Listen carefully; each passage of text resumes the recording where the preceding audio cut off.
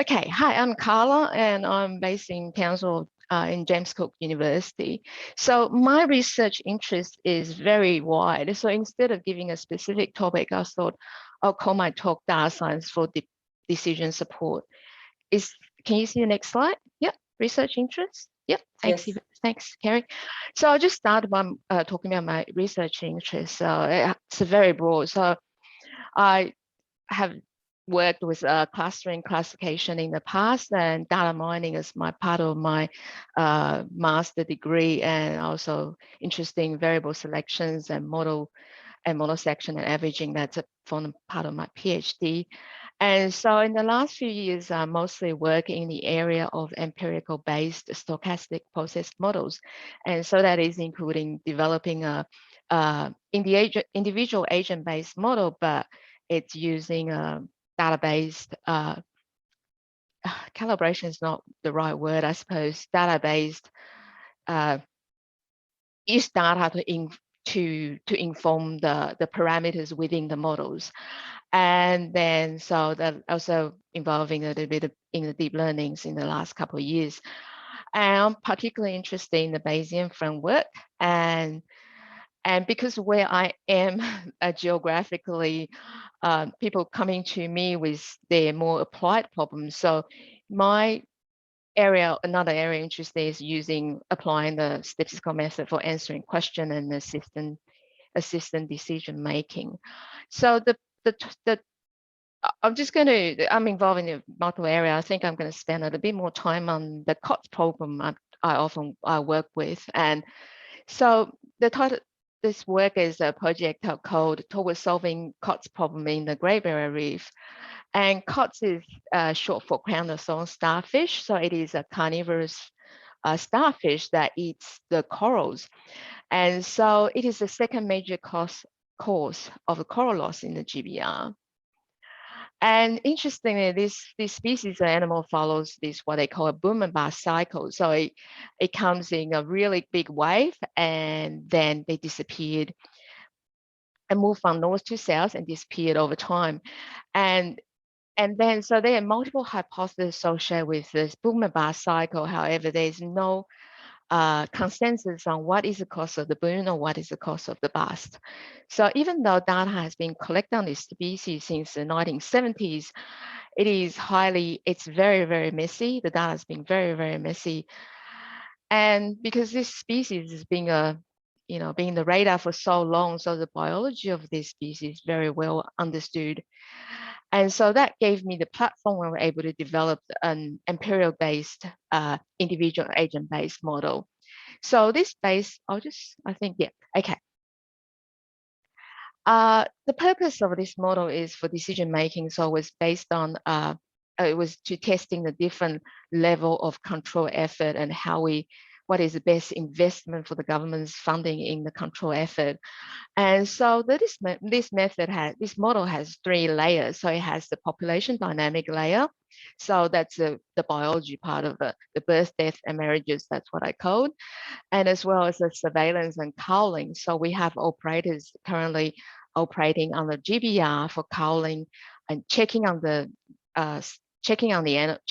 abundance of the species, as well as operating in cowling, removing them using vinegar. So these animals that would die after injection of vinegar. And there are multiple factors in the system which influences surveillance and the cowling efficiency, and as well as a lot of unknown parameters in this system. For example, the recruitment rates or the mortalities. So, the aim of the model is testing different, allow for different resource allocations and seeing how effective, if it is effectiveness of the cowling and the return, effectiveness of the cowling and how long will it take for the animals to return. And unlike the model that's previously been using the system, which is using a PDE models, this is more a statistical based model and it's a dynamic. So our goal is to estimate the parameters. So using like methods like approximate Bayesian computations to estimate the unknown parameters in the systems and using the data available. So that was we were able to reconstruct the population abundance of the of two locations, two reef locations. And however, there's so many reefs in the GBR and there's so many dynamics. So the goal is to then extend this model to a large spatial scale. And as we were talking, more and more data is coming into the space. So we will have different aspect of the data, and we can allow us to incorporate by having such individual agent-based model and such a detailed model will allow us to incorporate different a new and different aspect of data into the modeling. Sorry, okay. Sorry about my little animation, it's not in the right place, but okay, for example, once the reef connectivity data of the GBR. So reef connectivity data is based on the simulation, real-time simulation using the climate data to simulate the reef connectivities. And as well as there's a satellite data available in the water quality, which was never been incorporated in such a large scale modeling before. And as well as I was saying, there's more monitoring data as we speak, more data is being collected. And these are awesome source of data, a lot of data. However, there's data, there's been a problem associated with the cost data as well. For example, it's being scattered through different organizations. So there's definitely a compatibility issues, integration issue, because data is collected different methodology and different scales. So those need to be, so that's forms a part of my research interest, is how to look at how to incorporate data of different sources, and then as well as incorporate the uncertainty associated with the data into the system. And so recently we've been funded by GBRF and further solving the cost problem. So the part of the project is to centralize the centralized database. So as I said, it's been scattered in different organizations, and that's mostly due to the funding structures. And so we're going to collectively look at the historical and real-time data that's being collected and using a statistical method to integrate all these different sources. And we're also going to our plan is also to develop a platform so the data can be easily assessed by different researchers. And also because this data is collected, the field is subject to a lot of errors. So, and research of the past research found they spend a lot of time in data cleansing.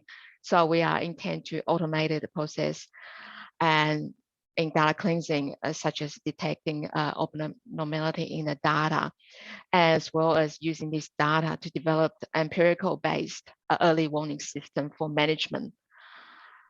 And so those are the key projects, the project I'm mainly working on. There's also other project I'm working on as well. So one is about the dengue project. So this is about the Wolbachia, which is a bacteria that's able to suppress the dengue virus. And so we, in the process of develop the Bayesian agent-based model. And again, this is the vectors of dengue is mosquitoes. So the biology of the species we're understanding. And so we incorporate the biology dispersion and cytoplasmic incompatibility in our models to try to understand the dispersion and hopefully use this to support how the best release of mosquito with Wolbachia, and the data has been collected in the past as well. And so, and as well as we found that one of the studies shows that the microclimate, the different building type, will contribute to different microclimate conditions for the hatchling rates of the dengue mosquito. Therefore, one of our students was using satellite images to identify the different building type and trying to convert those building type into a microclimate.